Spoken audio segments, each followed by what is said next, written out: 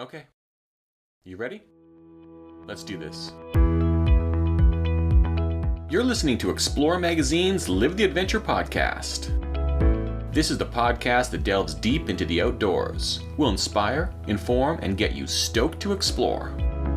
And I'm your host, David Webb. Welcome to episode 28 of Explore Magazine's Live the Adventure podcast. I'm your host, David Webb. Antarctica. One of the coldest, driest, and most inhospitable places on Earth. The South Pole.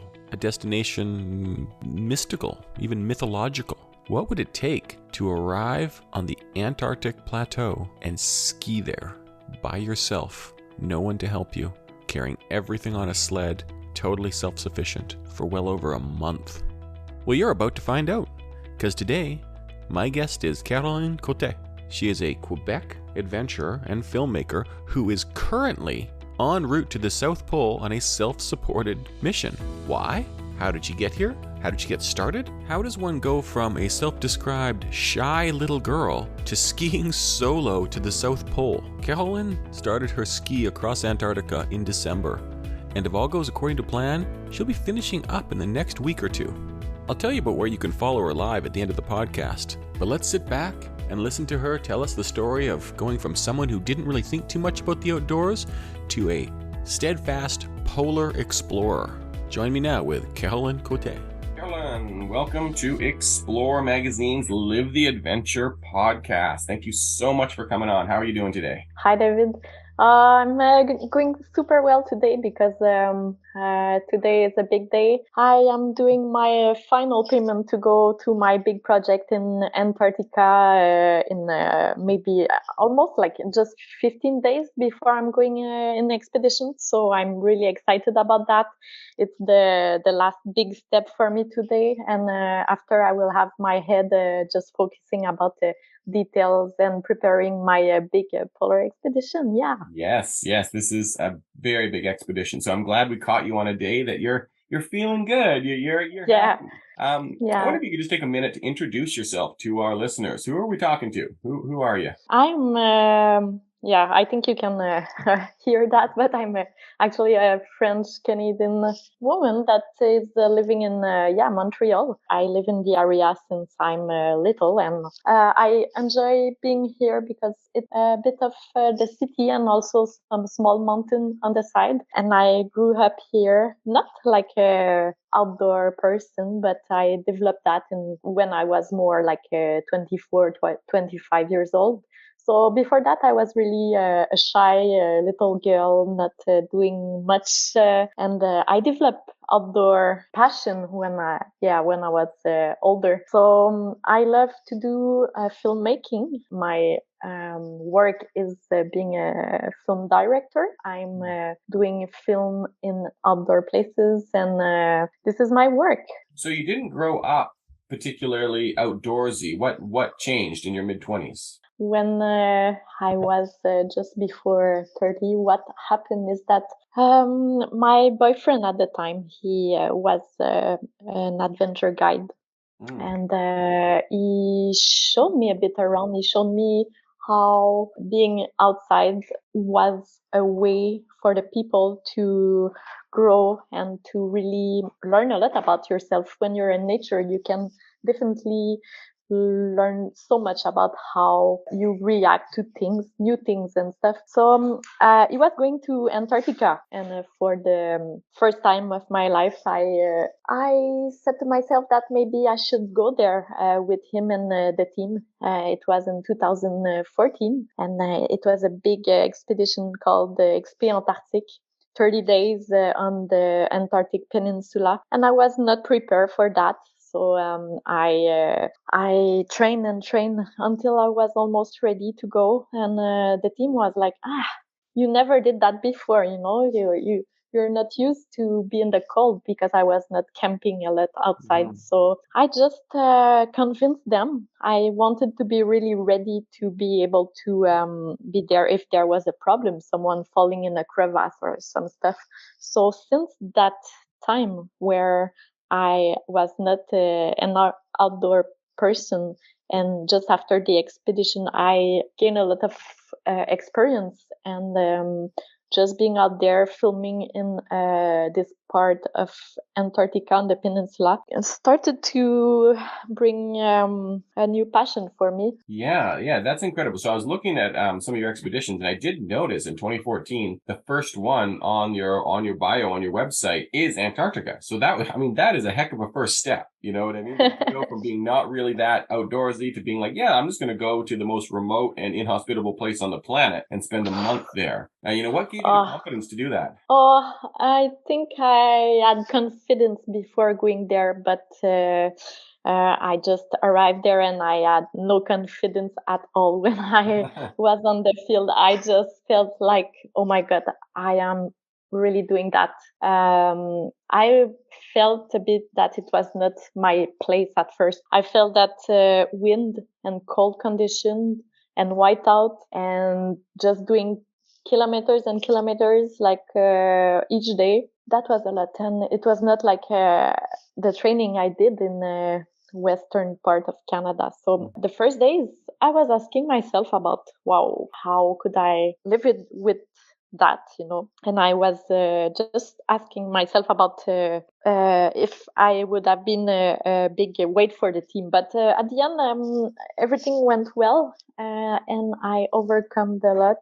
Confidence before the expedition started when I was a trail runner in the past, because just being in the forest and having to run for a lot of hours in the night and for 100 Ks, that was a lot for me. So it started like that, and I think I started to have confidence in myself after this moment. Cool, yeah. And you must have gotten a lot of confidence because from Antarctica, you went and you crossed the North Atlantic Ocean with a crew on a sailboat, and you paddled on the Yukon River, and then you were up in Kurujjuaq National Park in Nunavik in Quebec. I've actually been there, funny enough, as well. Beautiful. Beautiful place, yeah. Oh, incredible. The people. It's the people right up there. Mm.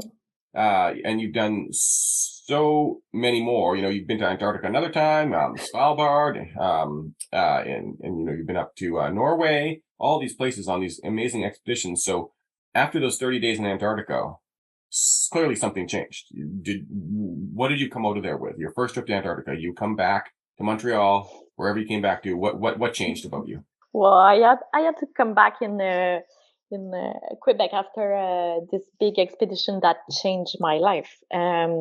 And I was not able to work in adventure area because I didn't have any contacts. I didn't have any way I was able to know if it would be working in the future for me, because I was looking for work after this big trip because it costed me so much and I was so young. I started to go back in the communication department, and I started to work inside and doing some filmmaking, but I was filming some advertising for TV and stuff like that. Mm-hmm. But it was all inside, and I was filming for hair shampoo and stuff like that. So it was really not for me. The thing that changed was that I said no to that kind of environment. I said no to being inside for so many times. So I decided that the only way to do would be to go out again. So that's why I did this canoe expedition on the Yukon River from Whitehorse to the end of Alaska. And since then, meeting the people out there living in the villages and being able to be surrounded also by inspiring people that were living from adventure. I said, okay, I have no choice that to follow my passion and go for real and never come back to what I was doing in the past. Now, Antarctica.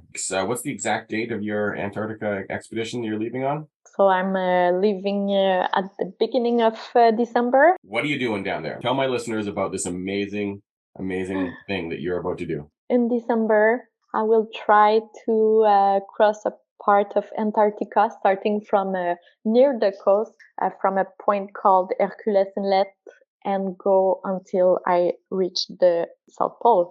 And this is a distance of 1,130 kilometers. I will be on skis, carrying all my gear, my food, the gas. Yes, I'm about to leave soon to go in Punta Arenas. And in Punta Arenas, this is where everything is organized for me to go. Wow.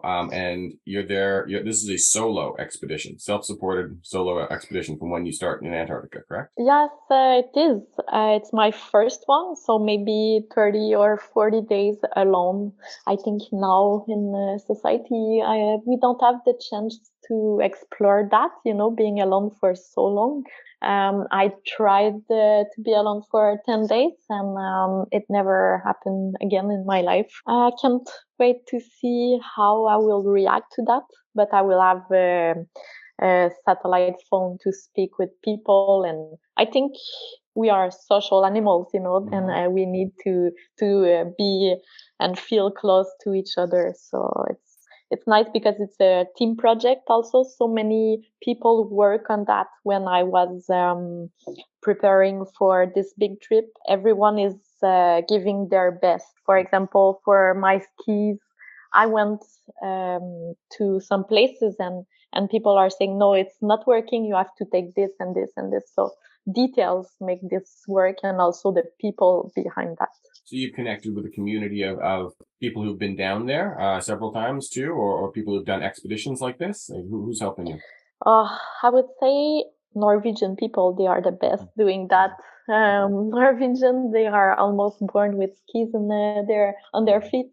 And, in Quebec and Canada, we have this big thing also, but Norwegian people, they have a way to do a way to make it work. I like that because I learned so much from them. They are using different equipment, and a lot of big explorers just come from Norway. And I had the chance to speak with Borgeus Land. I don't know if you know this name. It's one of the last amazing polar explorer in the world. And also, Amundsen was from Norway, and Nansen. So yeah, I'm surrounded by people out there trying to help me on the project.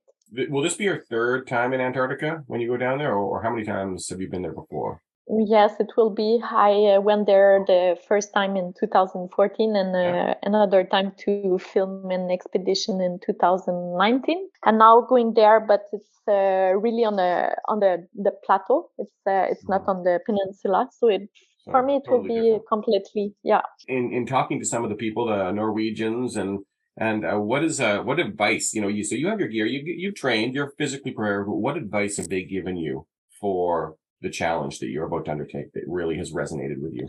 They gave me a lot of advices, I will have to sleep a lot. This is not a challenge where you do like 1 or 2 days on some random path. It will be to test my limit on a lot of days, and I will have to also be really, really careful about all the small details that can go wrong. Our hands are so important, and it's so easy to get some cold on them.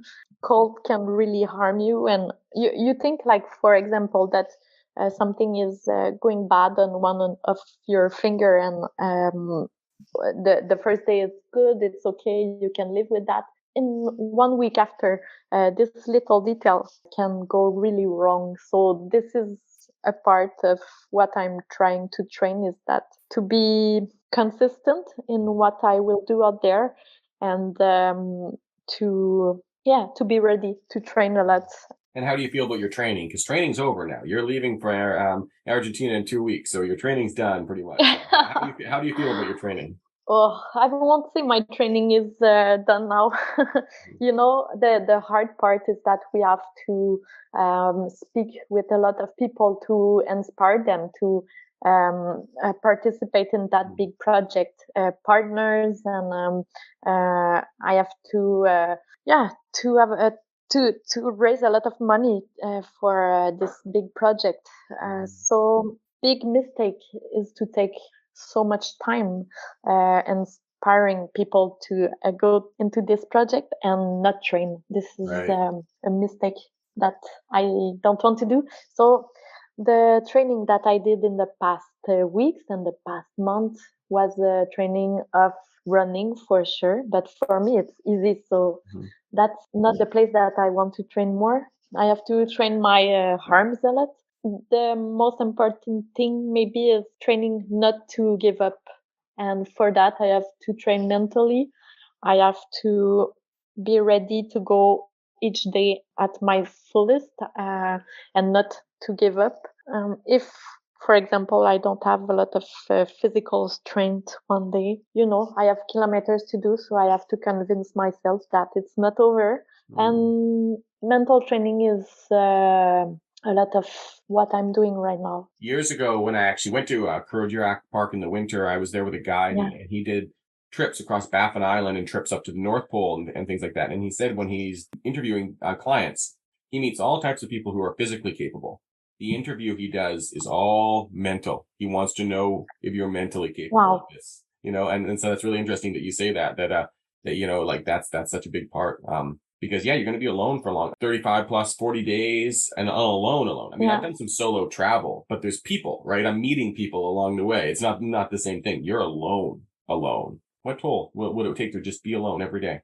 Being alone is quite interesting because you can develop skills with yourself. I can't trust no one else. And the fact that I'm going alone out there can bring me to become stronger in the future. I will have a lot of good podcasts, and I like to, for example, listen to something really inspiring so I can do the days and listen to people speaking about difficult things, but not only difficult things in outdoor environment, just people that overcome things that they were doing. And I like also to listen to a lot of entrepreneur podcasts because for me, having the chance to be entrepreneur and doing this kind of project is kind of the same thing. You have to trust yourself. Sometimes you're feeling a lot alone and you have to invest a lot of energy in your project. So I like to listen to a lot of that. A minute ago, you talked about, making sure to sleep and to rest and to make sure you're taking care of yourself. You don't want to, if you feel something, your hands getting cold or something happening, to really pay attention to that. But at the same time, I was reading that your goal is to break the record set by Joanna Davidson for a woman to get to the South Pole in about 38 days. So she's a Swedish explorer. You're putting a bit of a time constraint on yourself as well, that you are going for a record. And so why is that important? Right. I want to challenge myself to the fullest. I want to go at my own limit. And for that, my goal is to go at a speed where I will have to challenge myself. Saying that I want to break her record would be a bit daring. I don't think I will. I want to go there because, Joanna Davidson, she's a really good skier. She's now, I think, living in Norway. She has a lot of experience. She's a polar guide and she's an amazing explorer. So saying that, I would say I want more to challenge myself than breaking the record. A lot of people try to beat her, and I would say I'm not the one to say I will do it. I want first to say, yes, I will go for myself and see if it's going well. I will be happy if each day I'm doing my best. Yeah, her record's 38 days. So that is a good way of looking at it. It's like, okay, so there's 38 days. That's what I'm going for. But also being healthy enough about it that you're not going to put yourself in mortal danger to make it. It's just a nice goal, because I did a quick math on that and it's 30 kilometers a day. That's what you got to do 30 kilometers a day. So that's a lot, that's a lot for anywhere, day after day after day. It's one thing to go out for a 30-kilometer ski. A lot of people can do that. Not a lot of people can do it 10 days in a row, 20 days in a row, 30 days in a row. So I'm really looking forward to following that. And I feel like you've got the experience, and I'm excited for you. But for yourself, are you excited? Are you nervous? Are you scared? Is it everything? How do you feel right now? 30 kilometers a day is something really, really big because you have a sled also to carry, and you have weather that some days it can be really bad. Wind out there, it can. Yeah, some days you can't go outside the tent. So I will try my best to go in whiteout and try to navigate with my compass. But some days I think I will have to do 0 kilometers and start the next days and try my best to take the kilometers that I didn't do the last day. And now I feel tired, to be honest. I feel tired that I train each day, and there's a lot of stress because there's so many people that invest in that project, and being always positive when you're having a big expedition plan like that is hard. I would say I have low and high feelings right now. I don't sleep much, so for sure it's one of the biggest projects I was in, and I'm really happy about how it's going right now and the people that are with me in that journey. But at the same time, so many things can go wrong until when I have the skis and my feet on the starting point. But maybe when I will be out there in my tent the first day, and I will be able to relax and say, okay, now it's real, you can sleep, and maybe this will be the better night that I will have in a long time. As you were saying that, I was just thinking exactly what you were saying, that I bet the first day you clip into your skis, you've got everything set up, I bet you that's the best you will feel in a long time, because now you have one goal. You're going to ski, you're going to eat, you're going to set up camp, and you were going to sleep, and then you're going to get up and you're going to do that again and again and again. That's got to be kind of a relief to think about that, isn't it?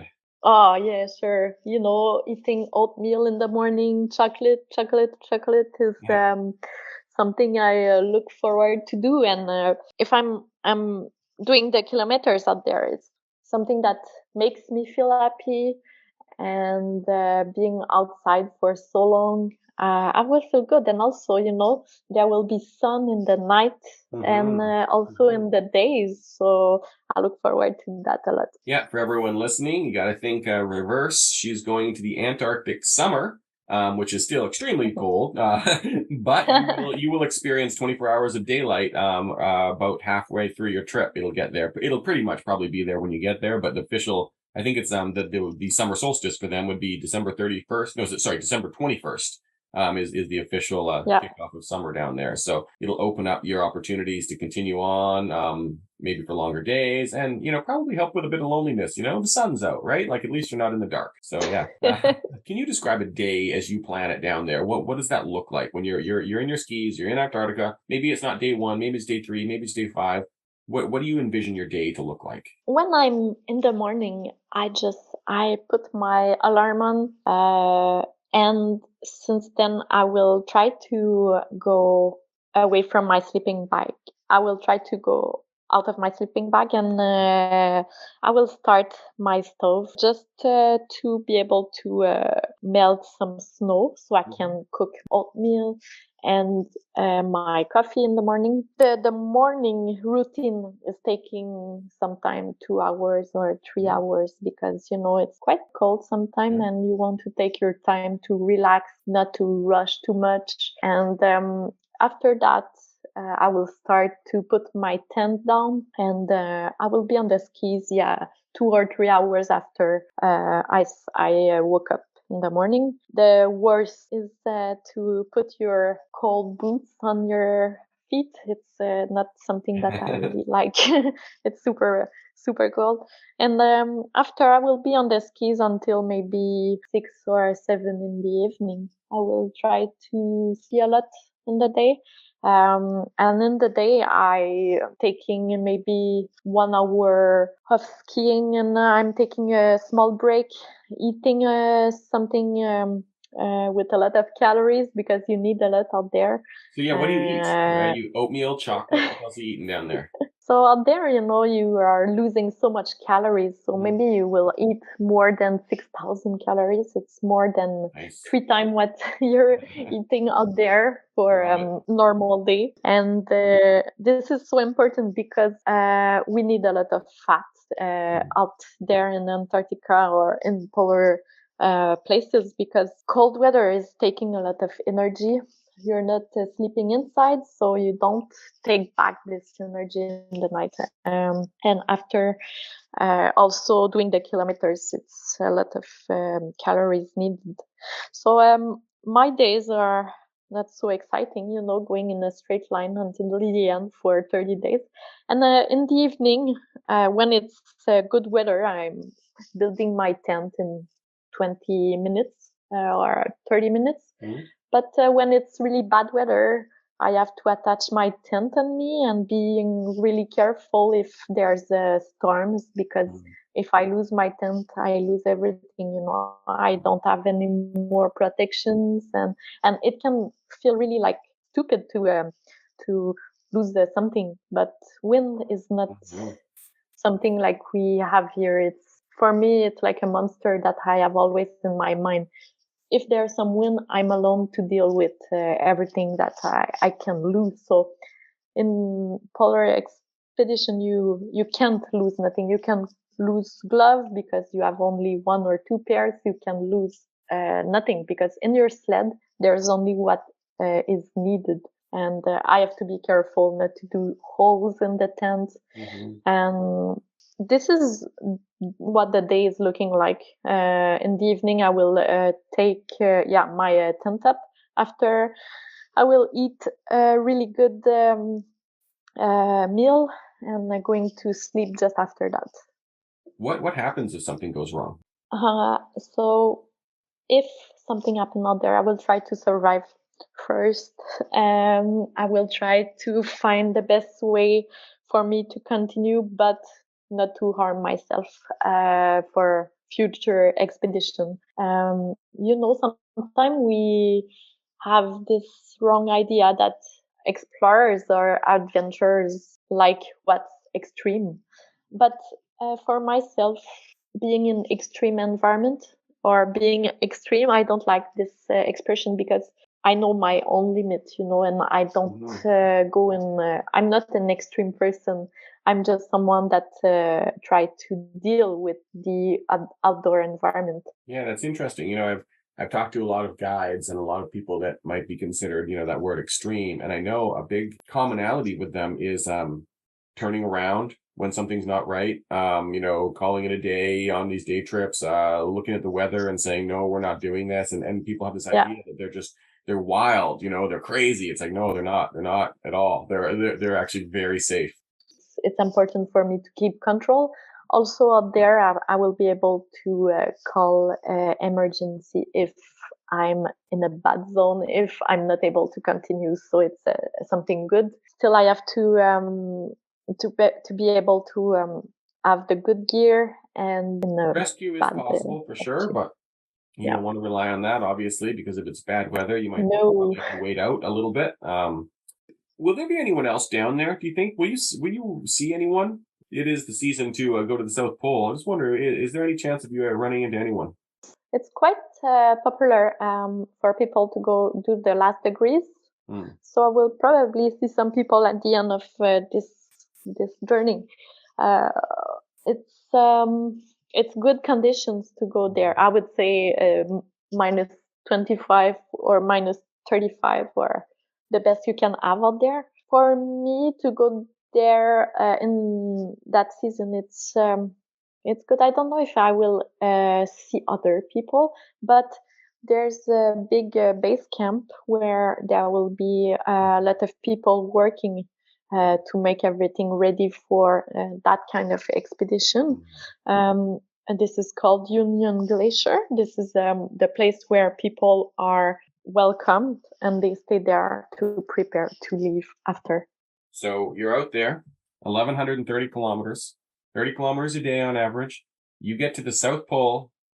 Then what? What goes through your mind? What are you hoping to feel when you're there at the very southernmost point in the Earth? I think the first thing that I will do will be to take my time and to enjoy my last moment of being alone. After things will go so fast and I will go back in the city and in Canada. So I think when I will arrive at the South Pole, I want just a moment with myself to remember everything that I went through. And also, I will be happy to see some friends out there and some people that will welcome me. And taking my first real meal, it will be so nice.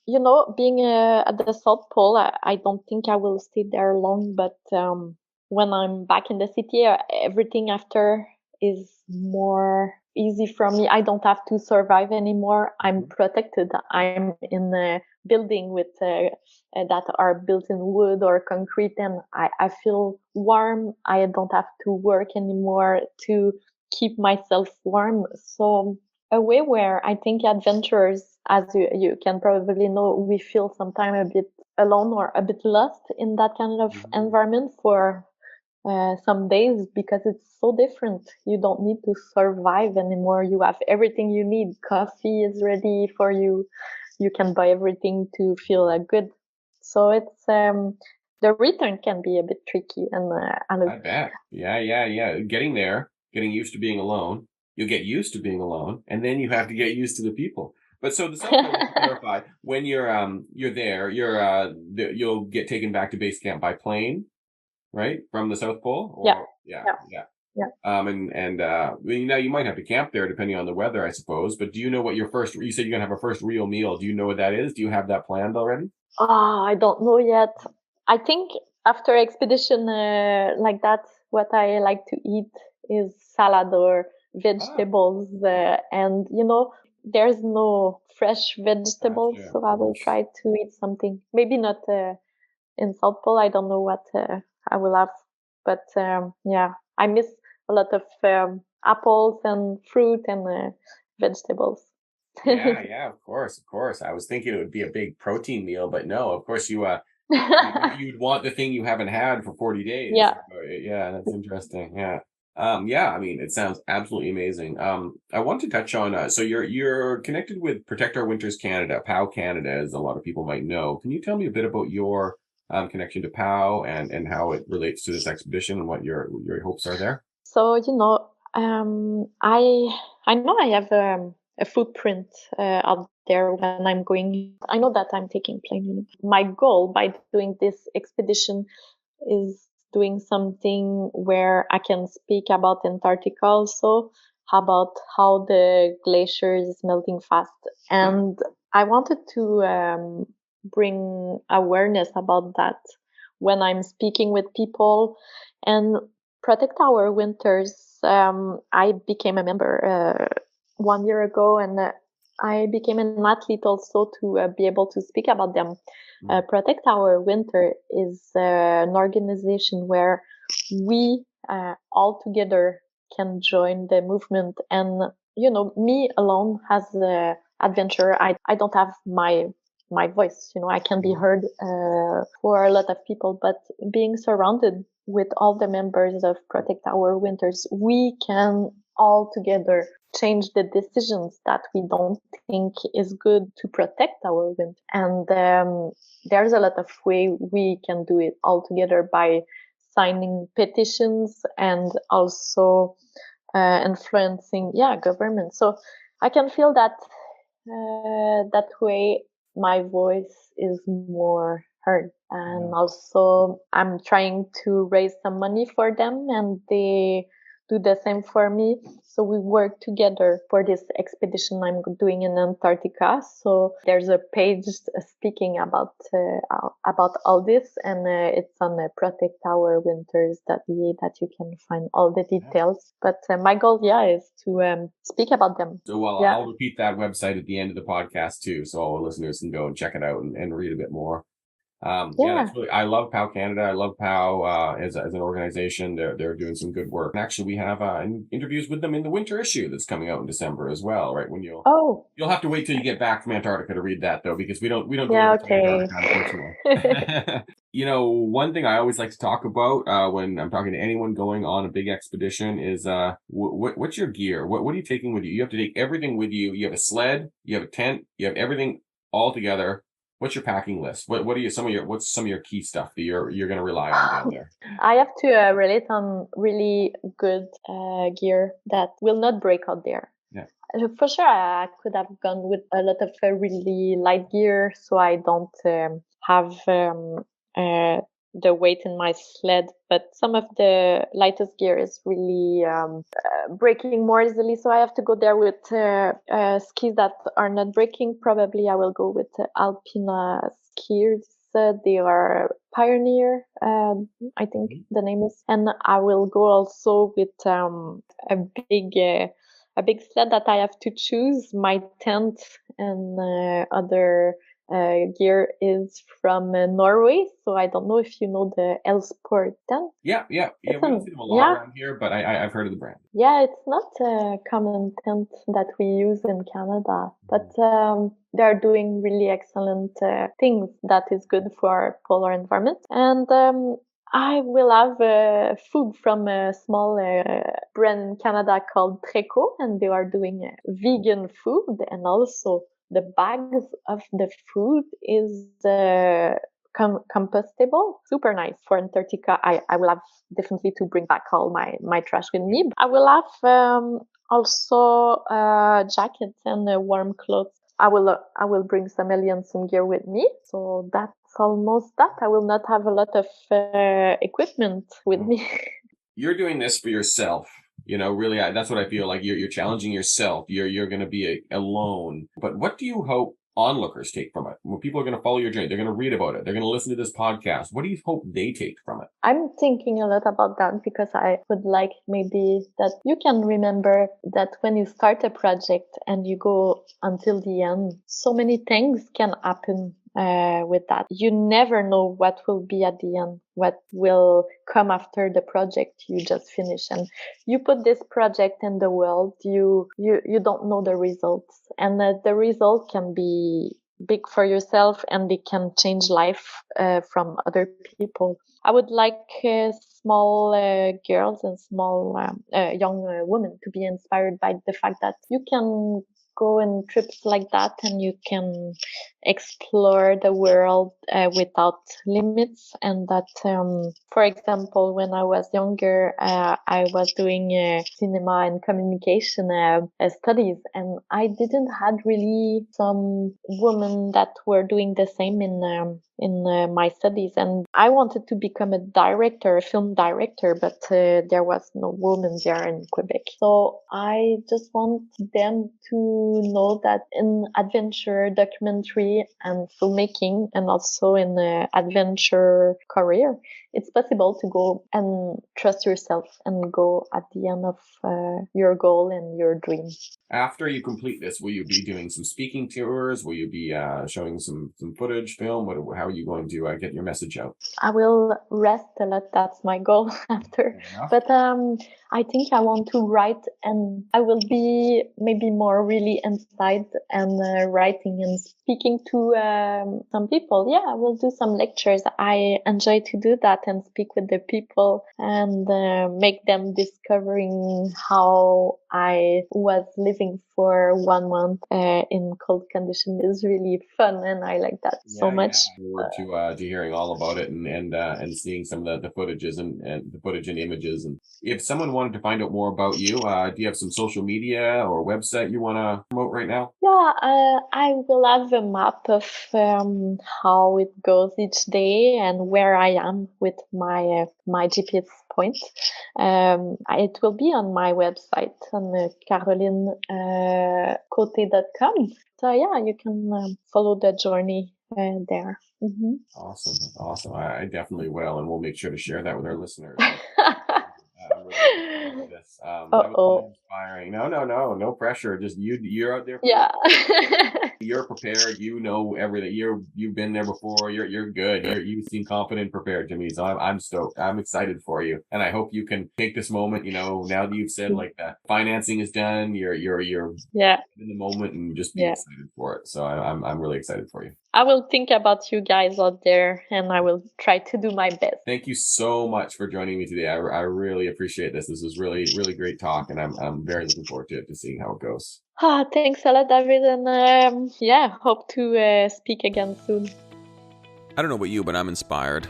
I'm looking out at the mountains, and I'm thinking about the North Pole, the South Pole. She made it seem accessible, didn't she? I really loved the vulnerability and the way she talked about the difficulties, the stress, the things involved in expedition beyond just training and gear, and how simple and straightforward it will actually be just to get out there and ski and do what you wanted to do. Shed the burden of the logistics. Go to Caroline-Cote.com and you can see where she is right now. If you're listening to this within the first week or so of the podcast release, she'll be en route to the South Pole. And if you catch up with this later, then you can see how she made out. And so you can really get a first-hand view of what it's like to ski across Antarctica. Also, go over to protectourwinters.ca and you can learn more about the cause that she's championing as she skis across Antarctica. Thanks for tuning in today.